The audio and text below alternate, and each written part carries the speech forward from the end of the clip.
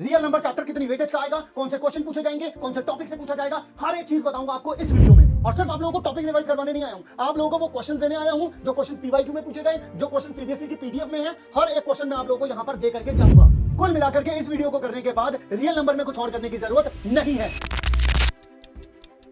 Hello class 10, स्वागत है आप सभी लोगों का हमारी बिल्कुल नई सीरीज में जिसका नाम है rapid revision for class 10th maths. और इस सीरीज में हम लोग करने वाले हैं पूरे 14 के 14 चैप्टर्स और मैं हर एक चीज आप लोगों को रिवाइज करवाऊंगा। हर एक चैप्टर की हर एक फॉर्मूला, हर एक कॉन्सेप्ट, किस तरीके के सवाल आते हैं, सब कुछ हम लोग इस सीरीज में देखेंगे। इस सीरीज की पीडीएफ आप लोगों को मिलेगी इस सीरीज के डिस्क्रिप्शन बॉक्स में, ठीक है।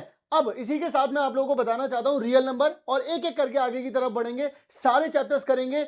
तो चैनल को सब्सक्राइब कर लेना, सबसे पहले यही कहना चाहता हूं, ताकि आप लोगों को ये कंप्लीट सीरीज मिल जाए। साथ ही में हम लोग शुरू करते हैं हमारा ये चैप्टर। तो सबसे पहले अपन लोग बात करते हैं एक बेसिक चीज की, पढ़ने क्या वाले हैं, रियल नंबर करने वाले हैं। रियल नंबर जो चैप्टर है वो 6 मार्क्स का आप लोगों का बोर्ड एग्जाम में आता है। और साथ ही में अगर मैं इसी के साथ बात करूं कौन कौन से टॉपिक आते हैं, फंडामेंटल थ्योरम ऑफ अर्थमेटिक, जो कि आप लोगों को एमसीक्यू या फिर 2 मार्क में मिल जाती है, ठीक है। यहां पर एलसीएम और एचसीएफ प्राइम फैक्टराइजेशन आप लोगों का 1 नंबर में आता है, यानी एमसीक्यू में।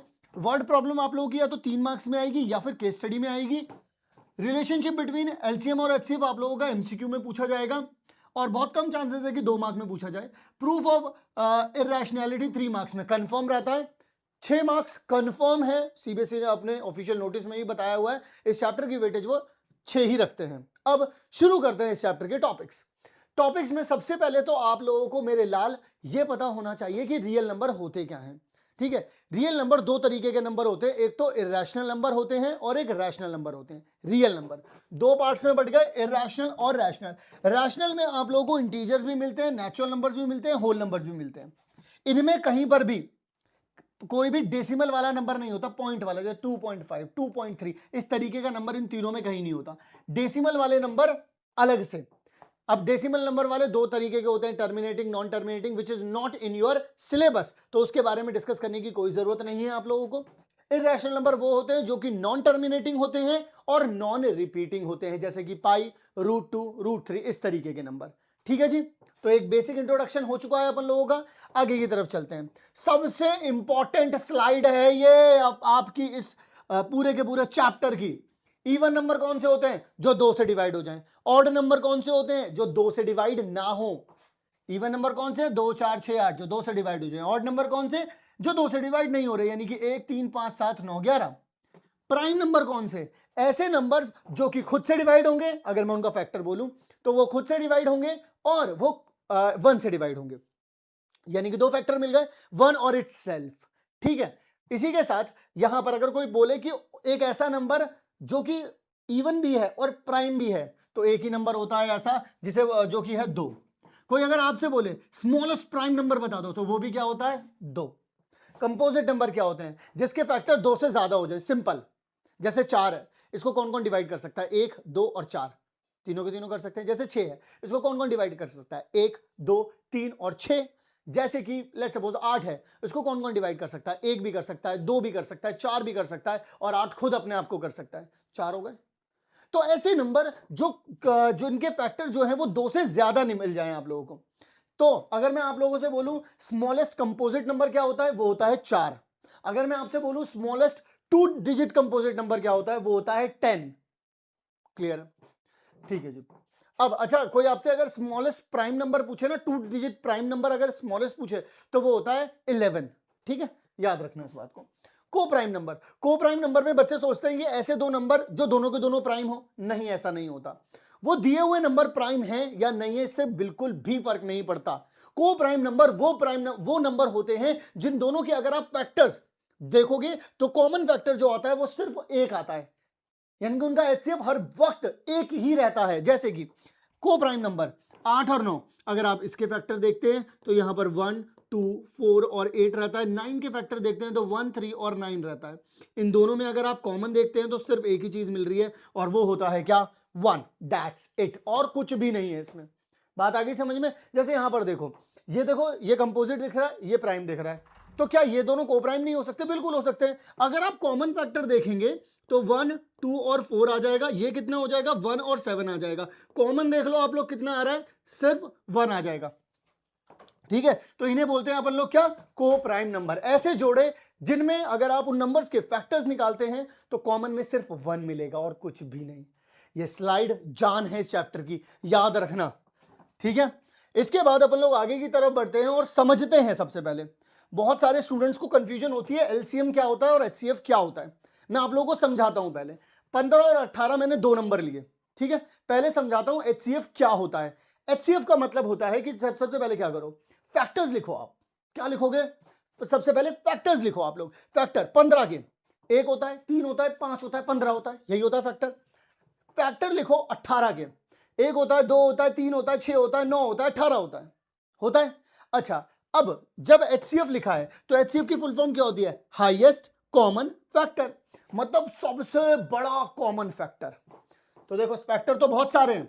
ठीक है, और देखो कॉमन भी, देखो ये भी कॉमन है, अगर आप देखेंगे तो ये भी कॉमन है, दिख रहे हैं दोनों कॉमन। लेकिन वो क्योंकि बोल रहा है हाईएस्ट कॉमन फैक्टर, तो सबसे बड़ा वाला कॉमन कौन सा है? 3 है, यानी कि इसका एचसीएफ कितना आ जाएगा आप लोगों के पास? 3 आ जाएगा। ये होता है, दोबारा बोल रहा हूं, एचसीएफ हाईएस्ट कॉमन फैक्टर। जो नंबर दिए हैं उनके ये देखो, इनके फैक्टर्स कौन कौन से हैं। जो सबसे बड़ा है उसको बोलते हैं एचसीएफ। डेफिनेशन क्लियर हुई? अब देखो एलसीएम। एलसीएम क्या होता है? Lowest common multiple. मल्टीपल क्या होते हैं? जैसे 15 है, 15 के मल्टीपल क्या होंगे? 15 का टेबल, तो 15 30 45 60 75। देखो 15 का टेबल है नहीं है। 18 के मल्टीपल क्या होते हैं? तो 18 का टेबल लिख दो। अब उन्होंने बोला था लोएस्ट कॉमन मल्टीपल, मल्टीपल बता दिया। अब कॉमन देखो, कॉमन तो 90 भी आ रहा है, कॉमन तो 180 भी आ रहा है। अगर आप देखेंगे तो आगे जाकर के 270 भी मिलेगा कॉमन, उसके आगे जाओगे 360 भी मिलेगा कॉमन। ऐसे तो यार इनफाइनाइट तक कुछ ना कुछ कॉमन मिलता रहेगा। इसलिए वो बोलते हैं लोएस्ट वाला बता दो, हाईएस्ट वाला तो कोई पता ही नहीं लगा पाता। इसीलिए वो क्या निकालते हैं? एलसीएम, यानी क्या? Lowest common factor. Lowest common factor क्या होता हो जाएगा आप लोगों के पास? यहां पर 90 हो जाएगा, यानी कि यही आप लोगों का क्या हो जाएगा? जवाब हो जाएगा। ठीक है सर, ये लोएस्ट कॉमन ही क्यों निकालते हैं? क्योंकि लोएस्ट कॉमन ही पता लगाया जा सकता है। हाईएस्ट कॉमन तो पता नहीं यार, इनफाइनाइट पे कहीं जा रहा होगा, उसको तो छोड़ दो, इसीलिए कोई देखता ही नहीं उसको। इसीलिए हम लोएस्ट कॉमन मल्टीपल निकालते हैं। तो एलसीएम हो गया क्या? जो मल्टीपल में कॉमन आता है सबसे छोटा वाला। एचसीएफ क्या हो गया? जिनके फैक्टर निकलते हैं और सबसे बड़ा जो कॉमन फैक्टर होता है उसे बोलते हैं एचसीएफ। क्लियर हो गई कहानी या नहीं हो गई? अब एचसीएफ के बारे में कुछ बातें हैं जो कि आप लोगों को, और एलसीएम के बारे में जो कि आपको यहां पता होनी चाहिए। अब बात बात पे मैं इन लोगों को रिवाइज भी करवाऊंगा, आपको ध्यान रखना। फॉर एनी टू इंटीजर्स, ए और बी आप लोगों को दे रखा है, एलसीएम और एचसीएफ, इन दोनों की यहां पर क्या होती है? आपस में मल्टीप्लाई होती है। तो ये इनके बीच की रिलेशनशिप है। बोलते हैं ना ये रिश्ता क्या कहलाता है? ये रिश्ता यही कहलाता है कि एचसीएफ इंटू में एलसीएम इज इक्वल्स टू में ए इंटू बी। ये 2 नंबर के लिए ही होता है। अगर आप सोचो कि 3 नंबर के लिए भी ये होता होगा कि उनका एलसीएम और एचसीएफ मल्टीप्लाई कर दो, यहां पे 3 नंबर एबीसी को मल्टीप्लाई कर दो, तो वो नहीं चलेगा। सिर्फ 2 नंबर के लिए ही मेरे लाल ये पूरी की पूरी तरीके से आप लोगों के पास रहता है। ठीक है, ये हो गया रिलेशनशिप। एचसीएफ जो होता है वो फैक्टर होता है एलसीएम का, मतलब कि एचसीएफ जो है वो डिवाइड कर सकता है। एलसीएम के डिवाइड में अगर आप एचसीएफ लिखेंगे तो यहां पर कोई ना कोई जो यहां पर जो रिजल्ट में आएगा वो एक इंटीजर मिलेगा आपको, प्रॉपरली डिवाइड कर पाता है। LCM is a multiple of HCF, बिल्कुल सही बात है। दोनों में से कुछ भी कह लो, अगर आप मैं एचसीएफ के साथ किसी कांस्टेंट को मल्टीप्लाई करता हूं तो मेरे को एलसीएम ही मिलता है। इस बात को याद रखना। ठीक है, मतलब कि एचसीएफ जो है वो एलसीएम को डिवाइड कर सकता है, पहली चीज। दूसरे नंबर पर अगर एचसीएफ के साथ मैं कुछ मल्टीप्लाई करता हूं या कोई कांस्टेंट मल्टीप्लाई करता हूं, इंटीजर नंबर, तो मुझे एलसीएम मिल सकता है। इसीलिए बोलते हैं इसको मल्टीपल ऑफ। देखो एलसीएम इज मल्टीपल ऑफ, तभी तो मल्टीपल ऑफ क्या होता है? एचसीएफ की मल्टीप्लाई जब 1 2 3 4 5 करता रहूंगा, इसी को तो बोलते हैं मल्टीपल ऑफ एचसीएफ। ठीक है जी। और ये डिवाइड करने पर क्या बोल रहा है कि एचसीएफ इज अ फैक्टर, इसका मतलब ये डिवाइड हो जाएगा इससे। ठीक है जी। अब जरा ध्यान से सुनना, मीनिंग ऑफ फाइंडिंग एचसीएफ का मतलब क्या होता है? अभी भी मैंने समझाया था, मतलब कि सबसे बड़ा ऐसा नंबर निकालो।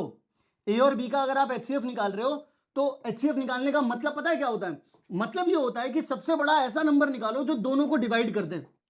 एचसीएफ निकालने का मतलब ये होता है हाईएस्ट कॉमन फैक्टर, दोनों को डिवाइड कर दे। एलसीएम निकालने का क्या मतलब होता है मेरे लाल?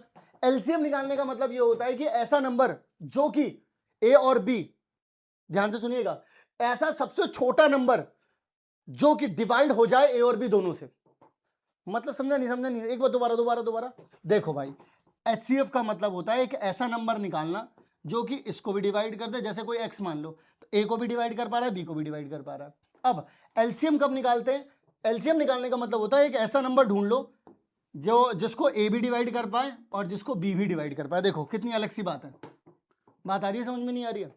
यहां पर ए और बी डिवाइड करेगा वो HCF, यहां पर ए और बी जो है वो डिवाइड करेंगे उस नंबर को, तब इसका मतलब होता है एलसीएम निकालना।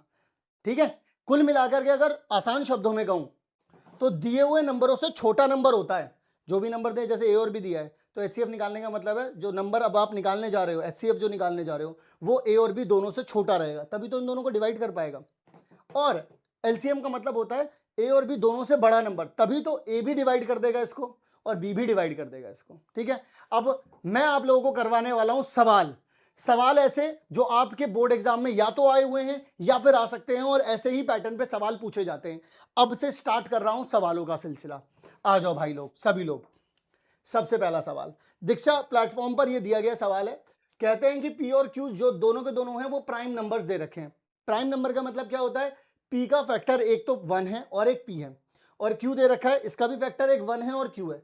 उन दोनों का HCF पूछ रहे हैं, तो दोनों का हाईएस्ट कॉमन फैक्टर क्या निकल के आ रहा है? सिर्फ 1 ही तो आ रहा है, ओनली 1 आ रहा है। तो ओनली 1 का मतलब क्या हो जाएगा? 1 आ गया।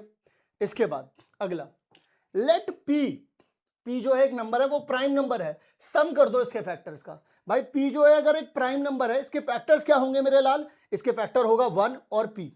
अगर मैं इन दोनों को जोड़ दूं यानी 1 प्लस पी या पी प्लस 1 आ जाएगा। कहां पर दे रखा है? यहां पर दे रखा है, सिंपल।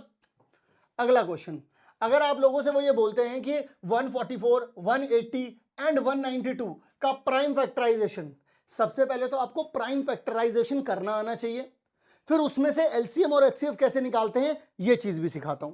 तो देखो, प्राइम फैक्टराइजेशन करने के लिए आपको इस तरीके का करना पड़ता है। तो पहले 2 से करके देखेंगे, फिर 3 से करेंगे, फिर यहां पर भी देखो 2 से करेंगे, फिर 3 से करेंगे, फिर 5 से, फिर 2 से, 3 से। इस तरीके से आपको पता चल गया कि इनकी प्राइम फैक्टराइजेशन कैसे होती है। तो 144 को क्या लिख सकते हैं? 2 की पावर 4, 3 की पावर 2। देखो 2 की पावर कितनी बार, 2 कितनी बार आ रहा है? 4, और 3 कितनी बार आ रहा है? 2। ठीक है, यहां पर देखो 180, तो यहां पर देखो 2 कितनी बार आ रहा है? 2 बार। और 3 कितनी बार आ रहा है भाई? 2 बार आ रहा है। और 5 कितनी बार आ रहा है भाई? यहां पर ये 1 आएगा, और 1 बार आ रहा है। ठीक है जी, यहां पर 9 पंजे 45, और ठीक है 192, तो यहां पर देखो 2 की पावर कितनी आ जाएगी? 6, और 3 की पावर कितनी बार आ जाएगी? 1 बार। अब यहां पर अगर कभी भी कोई आपसे बोल दे कि भाई आप लोग मुझे ये बताओ कि इसका HCF क्या हो जाएगा, तो HCF के लिए हमेशा याद रखना, प्राइम फैक्टराइजेशन कर ली, तो प्राइम फैक्टराइजेशन के बाद ये देखो कॉमन कौन कौन से आ रहे हैं। तो इन सब में जो कॉमन है वो एक तो 2 है और एक 3 है। और जब कोई भी HCF निकालो तो कॉमन वाले निकाल लिए। देखो मैंने क्या लिखा है? Common with lowest power. Common निकाल लिए, लोएस्ट पावर। 2 की लोएस्ट पावर देखो कितनी है? 2 दे रखी है। 3 की लोएस्ट पावर देखो कितनी है? 1 दे रखी है। यानी कि ये तो कितना हो जाएगा? 4 और 3 यानी कितना आ जाएगा? यहाँ पर 12 आ जाएगा। आ रही है बात? समझ में नहीं आ रही है? ठीक है सर। अब इसके बाद एलसीएम क्या होता है? एलसीएम होता है सारी वैरायटी लिख दो, जितने भी वैरायटीज हैं सारी लिख दो। वैरायटी के नाम पर आपको 2 भी मिल रहा है यहाँ पर, 3 भी मिल रहा है यहाँ पर, और 5 भी मिल रहा है विद देयर हाईएस्ट पावर। मतलब 2 की हाईएस्ट पावर कितनी आ रही है? 6। 3 की हाईएस्ट पावर कितनी आ रही है? 2। 5 की हाईएस्ट पावर कितनी आ रही है? 1। अब आप इन सभी को क्या कर देंगे? मल्टीप्लाई। तो यानी ये कितना आ जाएगा? 64 आ जाएगा। ये यहाँ पर कितना आ जाएगा? 45 आ जाएगा। तो अब आप लोग इसकी मल्टीप्लाई करेंगे, जो भी मल्टीप्लाई करके आ रहा होगा वही क्या हो जाएगा? आपका LCM। आई बात समझ में? दोबारा बता रहा हूं, HCF निकालने के लिए कॉमन फैक्टर निकालने हैं, फिर उनके पावर लगानी है कौन सी? लोएस्ट वाली। उल्टा करना होता है, जैसे हाईएस्ट कॉमन फैक्टर होता है ना, तो इसमें लोएस्ट पावर लगाते हैं, और ये क्या होता है? Lowest common multiple, LCM। तो इसमें हाईएस्ट पावर लगाते हैं, ऑल वैरायटी लिख करके। चलिए यहां तक की कहानी क्लियर है। अब मैं आगे की तरफ लेकर के चलता हूं आप सभी लोगों को। अगला सवाल आप लोगों को ये दे रखा है, LCM of the smallest 2 digit composite number and composite and smallest composite number. तो देखो स्मॉलेस्ट 2 डिजिट कंपोजिट नंबर क्या होता है? 10। एलसीएम निकालना है, प्राइम फैक्टराइजेशन कर दिया, 2 इंटू में 5 आ गया। स्मॉलेस्ट कंपोजिट नंबर क्या होता है? 4 होता है। तो यहां पर देखो 2 इंटू 2 लिख दिया, 2 की पावर 2 हो गया। एलसीएम, अब जब अपन लोग एलसीएम की बात करेंगे तो एलसीएम का मतलब क्या हो जाता है? अपन लोगों को क्या करना है? देखो वैरायटी 2 और 5 दोनों दे रखा है। अब 2 की हाईएस्ट पावर लिखेंगे 2, 5 की हाईएस्ट पावर कितनी है 1, यानी कि 4 × 2 में 5, यानी आंसर कितना आ जाएगा आप लोगों के पास 20 आ जाएगा, यानी कि ये आ गया, सेकंड है इसका आंसर। डन है। अब आगे की तरफ बढ़ेंगे अपन सभी लोग, ऐसे ही धीरे धीरे आगे की तरफ बढ़ते चलेंगे। अगला सवाल बिल्कुल सेम है, आप लोगों को एक तो ए दे दिया, एक बी दे दिया, एलसीएम पूछ रहा है। एलसीएम में वैरायटी लिख देते हैं, वैरायटी लिख दी, पी और क्यू है, दो ही तो आ रहे हैं, इसमें पी क्यू है, इसमें ही पी क्यू है। अब क्या करो, पी की हाईएस्ट पावर 3, क्यू की हाईएस्ट पावर 2, कौन से ऑप्शन में आ रहा है ये देख लो, सी में, थर्ड में आ रहा है। हो गई कहानी खत्म। अब आगे की तरफ बढ़ते हैं अपन लोग। अब देखते हैं जरा एक और बहुत ही तन्नाता हुआ, ऐसा सवाल कई बार रिपीट हुआ है, ऐसा सवाल सेम पैटर्न पर। एचसीएफ इसका और इसका निकालो और उसको एक्सप्रेस कर दो इसमें, ऐसे में एन की वैल्यू बता दो। तो इन दोनों का एचसीएफ निकालना देखो काम बहुत सिंपल है। ऐसा एक्सप्रेशन लिख करके डराने की कोशिश करता है। जब भी कोई डराने की कोशिश करे तुरंत उसकी तरफ मुड़ करके आंखें चौड़ी करके जाओ उसके पास। तो जरा देखो 85 को जब आप करोगे तो 5 के टेबल से करोगे फिर 17 आ जाएगा, यानी कि आप 85 को क्या लिख सकते हो, आप 85 को लिख सकते हो 5 की पावर 1 और 17 की पावर 1। 153 को आप लोग क्या लिख सकते हो, 3 की पावर 2 इंटू में 17 की पावर 1। एचसीएफ क्या हो जाता है भाई, एचसीएफ जो दोनों में कॉमन हो 17 विद लोएस्ट पावर 1 दे रखी है, तो यानी कि एचसीएफ 17 निकल गया अपना। और ये एचसीएफ को उन्होंने क्या बोला है, इस तरीके से लिखा हुआ है, तो मैं इसके बराबर में लिख सकता हूं इसको 17। अब माइनस का 153 वहां पर जाएगा तो 85 यानी कि 117 प्लस में 153, अगर आप इसमें 17 जोड़ देते हैं तो आप लोगों के पास कितना आ जाएगा यहाँ पर 85n बराबर में 170 आ जाएगा, और n इज इक्वल्स टू में 170 अपॉन में 85 कैंसिल करेंगे तो कितना आ जाएगा 2। तो n की वैल्यू आप लोगों को कितनी मिल गई यहाँ पर 2 मिल गई, दैट्स इट, बात खत्म हो गई। यानी कि यहाँ पर n की वैल्यू कितनी रहेगी 2 रहेगी, इस तरीके से निकाल सकते हैं। इस तरीके के ही क्वेश्चन पूछे जाएंगे और अभी आगे भी बताऊंगा किस तरीके के सवाल पूछे जाएंगे। इस सेशन से बाहर मैं आपको गारंटी दे रहा हूं कुछ नहीं पूछा जाएगा। और हां, मैं आप लोगों को इस सेशन में ऐसा ही नहीं है कि मैं सिर्फ ये क्वेश्चन करवाऊंगा, इसके साथ जो पूरी की पूरी ये पीडीएफ दूंगा, ये पूरी की पूरी पीडीएफ कर लेना, तुम्हें और कुछ करने की जरूरत नहीं पड़ेगी अगर पूरा चैप्टर रिवाइज करना है तो, ठीक है ना। इसके अलावा कुछ और करने की जरूरत नहीं पड़ेगी। ये देखो एचसीएफ पीक्यूआर एलसीएम पीक्यूआर क्या ये इसके बराबर होगा या नहीं होगा, ये पूछा गया 2025 में। तो ध्यान रखना ऐसे सवाल जरूर करने, ये ट्रू नहीं होता है, जो कि मैंने अभी थोड़ी देर पहले बताया भी था। इसमें एलसीएम और एचसीएफ आप लोग निकाल सकते हैं, ठीक है जी। आगे की तरफ बढ़ते हैं। अब बात करता हूं आप सभी लोगों से छोटी छोटी वर्ड प्रॉब्लम के लिए। मैंने ये बात आप लोगों को पहले ही बता दी थी, तो मैं यहां पर आप लोगों के साथ डिस्कस करना चाहता हूं। सवाल देखो कैसे आ सकते हैं। 2019 में सवाल पूछा गया था, right the smallest number which is divisible by 306 and 657। ध्यान से सुनना भाई मेरी प्यारी बहन, ध्यान से सुनना। एक ऐसा नंबर जो कि डिविजिबल बाय बोथ, इससे भी डिवाइड हो जाए और इससे भी डिवाइड हो जाए। मतलब यार एक ऐसा नंबर जो 360 भी उसको डिवाइड कर पाए, 657 भी उसको डिवाइड कर पाए, तो ऑब्वियस सी बात है वो नंबर इन दोनों से क्या होगा, बड़ा। वो नंबर इन दोनों से क्या होगा, बड़ा, क्योंकि 306 भी उसे डिवाइड कर पा रहा है, 657 भी उसे डिवाइड कर पा रहा है, तो बड़ा नंबर होगा। और जब कभी भी ध्यान से देख लो, दिए हुए नंबर से अगर डिवाइड करेंगे x को तो एलसीएम निकालना है। दिए हुए नंबरों से देख लो, दिए हुए नंबरों से डिवाइड कर रहा हूं ना x को, तो इसका मतलब यहां पर क्या निकालना है भाई, एलसीएम। किसका एलसीएम निकाल देना है आप लोगों को, दोबारा लिख देता हूं, एलसीएम यानी कि 306 का और 657 का, क्या लिख रहा हूं मैं, ये 306 और 657 इन दोनों का ही क्या निकाल देना है भाई, एलसीएम। समझ में आई बात। और बिल्कुल इसी पैटर्न पर एक और सवाल पूछा जाता है, find the greatest number, greatest number बता दो विच डिवाइड्स, जो डिवाइड कर दे इसको भी और इसको भी, और लिविंग रिमाइंडर 1 और 2, मतलब रिस्पेक्टिवली। यानी कि 85 को डिवाइड करेगा तो एक रिमाइंडर छोड़ेगा और 72 को डिवाइड करेगा, ऐसा कौन सा नंबर होगा। तो देखो वो नंबर निकालने के लिए पहली बात, एक ऐसा नंबर जो डिवाइड करेगा तो नीचे की तरफ आएगा ना। अब देखो 85 रिमाइंडर कितना बच रहा है 1, इसका मतलब ये 85 को डिवाइड नहीं कर पाएगा। जब 85 में से 1 जाएगा तो ये 84 को पूरी तरीके से डिवाइड कर देगा, यानी कि 72 को डिवाइड नहीं कर पाएगा, बट 70 अपॉन में x जब लिखा रहेगा, क्योंकि 2 रिमाइंडर यहां बच रहा था ना, तो ये इसको डिवाइड कर देगा। तो अब एक ऐसा नंबर जो कि 80 को भी डिवाइड कर पा रहा है, जो कि 84 और 70 को भी डिवाइड कर पा रहा है, तो नीचे है ना, इन दोनों को डिवाइड कर दूंगा मैं, तो छोटा हूं ना मैं, और अगर मैं छोटा हूं तो मैं क्या हूं, तो मैं HCF हूं।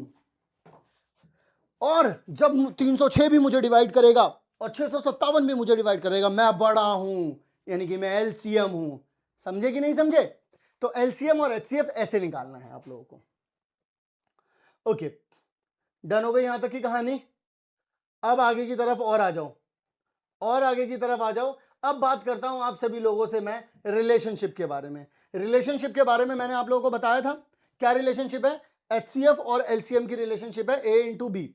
दो नंबर हैं A और B, उनका HCF और उनका LCM अगर आप मल्टीप्लाई कर देते हैं तो वो बराबर आ जाता है A और B के मल्टीप्लाई के। अब यहां पर क्या होता है, जरा ध्यान से सुनेंगे। सवाल देते हैं कि LCM इतना दे रखा है, HCF इतना दे रखा है, इनमें से एक नंबर 30 दे रखा है, तो दूसरा नंबर निकालो। ऐसा सवाल कई बार पूछा गया है, मैं कह रहा हूं मल्टीपल टाइम्स, यहां लिख लो मल्टीपल टाइम्स, मल्टीपल टाइम्स। ऐसा सवाल मैं अब कह रहा हूं बहुत प्यारा है बोर्ड्स का। तो जरा देखो, अगर ये जो दे रखा है इसको मैं A मान लेता हूं, तो LCM 180 है, HCF 6 है, एक नंबर 30 है, B ही तो निकालना है। रिलेशनशिप क्या होती है? LCM इंटू में HCF इज इक्वल्स टू में A इंटू में B। तो LCM कितना है 60, HCF कितना है 6, 30 इंटू में B। अब देखना जरा यहाँ पे, इस जीरो से ये वाला जीरो चला जाएगा, इसके यहाँ पे जाएगा 2 आ जाएगा, 18 दूनी कितना आ जाएगा 36 आ जाएगा। यानी कि जो दूसरा नंबर निकल करके आ रहा है वो कितना आ रहा है भाई? 36 निकल करके आ गया। अगर एक नंबर 30 है तो दूसरा नंबर भी कितना निकल करके आ गया आप लोगों के पास? 36। दैट्स इट, बात खत्म। समझे? चलो जी, इससे लगे हुए मैंने और भी सवाल यहां पर लगाए हुए हैं, वो आप देख लेंगे। इसके बाद आती है फंडामेंटल थ्योरम। फंडामेंटल थ्योरम क्या कहती है? यहां से दो तरीके के सवाल बनेंगे, याद रखना हमेशा, दो तरीके के सवाल। फंडामेंटल थ्योरम ये कहती है कि कंपोजिट नंबर जो होते हैं वो प्रोडक्ट ऑफ प्राइम्स होते हैं और यूनिक होता है। जैसे मान लो अगर मैंने लिख दिया 6, ठीक है, तो अगर मैंने ये लिख दिया, अब कोई और कॉम्बिनेशन नहीं आ सकता यहां पर। आप बोलोगे सर मैं तो ये लिख दूंगा, अरे तो बात तो यही पड़ गई यार। इसमें ऐसा नहीं हो सकता कि अब 5 भी आ जाए 7 आ जाए, कभी नहीं हो सकता। हर एक कंपोजिट नंबर का अपने आप में एक unique multiplication of prime number होता है, हर एक नंबर का, क्योंकि हर एक नंबर अपने आप में एक अलग नंबर है ना। दैट्स द रीजन, यही रीजन है इसके पीछे का। समझे? अब जरा सुनो, सवाल क्या आता है? सवाल आता है कि 6 की पावर n, आप ये बताओ कि एंड होगा जीरो से। वो ये पूछते हैं 12 की पावर n एंड होगा क्या? वो पूछते हैं 8 की पावर n एंड होगा क्या? 4 की पावर n एंड होगा क्या? मैं आप लोगों को एक बात बताता हूं, 2023 में तो पूछा गया है, लेकिन ये मल्टीपल टाइम्स रहा है, दीक्षा में भी दे रखा है, सैंपल पेपर में भी है ये वाला सवाल। देखो जरा, कभी भी अगर 6 लिखा है तो 6 का मतलब क्या है? 2 इंटू 3। 12 लिखा है तो 2 की पावर 2, 3 की पावर 1। 8 लिखा है तो 2 की पावर 3। 4 लिखा है तो 2 की पावर 2। लेकिन अगर आपको किसी भी नंबर की पावर में सॉल्व करते हो, जब अगर जीरो चाहिए तो याद रखना उस नंबर में दो फैक्टर होने जरूरी हैं, 2 और 5, और यहां दोनों का होना जरूरी है। ऐसा नहीं कि 2 के होने से काम चल जाएगा या 5 के होने से काम चल जाएगा, वो 2 और 5 दोनों चाहिए। क्या यहां पर 2 और 5 दोनों दिख रहे हैं? नहीं। दोनों दिख रहे हैं? नहीं। दोनों दिख रहे हैं? नहीं। दोनों दिख रहे हैं? नहीं। और यही रीजन है कि फैक्टराइजेशन ऑफ 6 में आपको 5 एज अ फैक्टर नहीं दिख रहा, फैक्टराइजेशन ऑफ 12 में 5 एज अ फैक्टर नहीं दिख रहा, फैक्टर ऑफ 8 में 5 एज अ फैक्टर नहीं दिख रहा, फैक्टर 4 में 5 एज अ फैक्टर नहीं दिख रहा। That's why these numbers are not end with zero. That's it. समझे? समझे कि नहीं समझे? यही एक रीजन है बस। आगे की तरफ चलते हैं। इस तरीके का सवाल पूछ लिया जाता है कि ये कंपोजिट है या नहीं है। कंपोजिट नंबर कौन से होते हैं? कंपोजिट नंबर वो होते हैं मेरे लाल, जब कभी भी दिए हुए नंबर के 2 से ज्यादा फैक्टर हो जाएं, वो कंपोजिट नंबर है। दैट्स इट, और कोई मतलब ही नहीं है उसका। अच्छा, तो फिर ये बताना ये है क्या? देखो जरा, अगर ये आपको दे रखा है तो यहां पे 7 इंटू में 11 इंटू में 13 दे रखा है, प्लस में 13 दे रखा है, तो मैंने क्या करा, इसमें से और इसमें से 13 को बाहर निकाल दिया। तो यहां कितना बचा? 7 इंटू में 11, एक मिनट, 7 इंटू में कितना बचेगा यहां पर? पता नहीं, अब ये 11 आ जाएगा यहां पर, क्योंकि मैंने 13 तो बाहर ही निकाल दिया। प्लस में कितना आ जाएगा यहां पर? 1 आ जाएगा। ठीक है, अब मैं यहां पर क्या कर सकता हूं, अगर आप लोग देखेंगे ध्यान से तो मैं आप लोगों को यहां पर बताऊं, यहां पर आ जाएगा 77 प्लस में 1, यानी कि 13 इंटू में कितना आ जाएगा 78। अब अगर आप लोग इसे नोटिस करें तो ये 1 से भी डिवाइड हो जाएगा, 13 से भी हो जाएगा, 78 से भी हो जाएगा। अब आप लोग देखो ये मोर देन 2 आ गए या नहीं आ गए, और मोर देन 2 होते ही ये क्या बन गया, कंपोजिट नंबर। क्यों? क्योंकि कंपोजिट नंबर के जो नंबर ऑफ फैक्टर्स होते हैं वो मोर देन 2 होते हैं। That's why we can say that this number is composite number. समझ में आई बात या नहीं आई? यस सर, समझ में आ गई। यही चीज मैं समझाना चाह रहा था आप लोगों को। ठीक है जी। अब इसके साथ अपन लोग थोड़ा सा और आगे की तरफ बढ़ रहा हूं। अब मैं आप लोगों को सिखाना चाहता हूं वर्ड प्रॉब्लम। इसके बाद सिर्फ एक टॉपिक बच रहा है, इस वाले टॉपिक के बाद इरैशनैलिटी, वो भी सिखा दूंगा पूरा, एकदम ऐसा दिखाऊंगा आप लोगों को, मजा आ जाएगा। अब देखिएगा, पॉइंट्स टू बी नोटेड। सबसे पहले पॉइंट्स नोट करके रखना। अगर दिए हुए नंबरों से कभी भी वर्ड प्रॉब्लम में अगर एलसीएम एचसीएफ निकालना है मेरे लाल, सिर्फ इस एक बात को याद रखना, कभी अगर गलत हो जाए तो इसी वीडियो के कमेंट सेक्शन में लिख करके चले जाना। ज्यादा जोश आ गया। देखो भाई, तो अगर आप लोगों को दिया जाए कभी भी दिए हुए नंबरों से अगर बड़ा नंबर निकालना है, दिए हुए नंबर से बड़ा नंबर निकालना है, तो एलसीएम चाहिए ही चाहिए, चाहिए ही चाहिए। उन नंबरों का एलसीएम निकालना पड़ेगा। जो क्वेश्चन में नंबर दिए हैं उन नंबरों से अगर बड़ा नंबर फाइंड करना है तो एलसीएम निकालना पड़ेगा, और अगर दिए हुए नंबरों से छोटा नंबर चाहिए तो एचसीएफ चाहिए होगा। मतलब क्वेश्चन में जो नंबर्स दिए गए हैं, बस ये देखो, जैसे एक क्वेश्चन में दिए हुए नंबर है, अब इनसे बड़ा नंबर निकालना है, फाइंड करना है, तो ये एलसीएम है। अगर इनसे छोटा नंबर फाइंड करना है तो एचसीएफ है। क्वेश्चन देखो, कहते हैं कि इन द मॉर्निंग 3 पर्सन, 3 लोग हैं, कुछ नहीं, बावले हैं, घूमने निकल चले हैं। ठीक है, 3 दोस्त। अब यहां पर देखिए, एक का जो स्टेप है वो 40 सेंटीमीटर का, एक का 42 सेंटीमीटर का, एक का 45 सेंटीमीटर का है। What is the minimum distance each should walk so that each can cover the same distance and complete steps. मैं आप लोगों से पूछना चाह रहा हूं वो मिनिमम डिस्टेंस कितना चलेंगे, that should each can cover the same distance, दोनों सबके सब सेम डिस्टेंस कवर करें। मतलब कहने का ये है कि अगर ये तीनों के तीनों यहां, अगर इनका ये स्टार्टिंग पॉइंट है और तीनों के तीनों चलते हैं, देखो इसका 40 सेंटीमीटर का है तो अगला कदम भी 40 सेंटीमीटर का होगा, अगला कदम भी 40 सेंटीमीटर, अगला भी 40 सेंटीमीटर, अगला भी 40 सेंटीमीटर, ऐसे ही चलेगा। इसका 42, फिर 42, फिर 42, फिर 45, 45, 45, ऐसे चलेगा। यानी कि अब मुझे डिस्टेंस कवर करना है। अब ऐसा तो होगा नहीं कि एक कदम या 2 कदम। भाई देखो, ये 40 के, देखो ये वाला जो पर्सन 1 है ये 40 के मल्टीपल पे चलेगा। पहले कितना डिस्टेंस कवर हो गया 40 सेंटीमीटर, फिर अब यहां तक कितना हो जाएगा 80 सेंटीमीटर, अब यहां तक कितना हो जाएगा 120 सेंटीमीटर, अब यहां तक 140 सेंटीमीटर, यानी कि नंबर तो बढ़ रहा है गुरु। 42, तो 42 जब मेरा एक स्टेप 42 का है तो जब मैं अगला स्टेप भी लिख लूंगा, कर दूंगा, चल दूंगा, तो 84 सेंटीमीटर हो जाएगा। एक और स्टेप चल दूंगा तो 126 सेंटीमीटर हो जाएगा। बढ़ रहा है ना डिस्टेंस, यानी कि बड़ा नंबर चाहिए। क्या चाहिए अपने को? बड़ा नंबर चाहिए।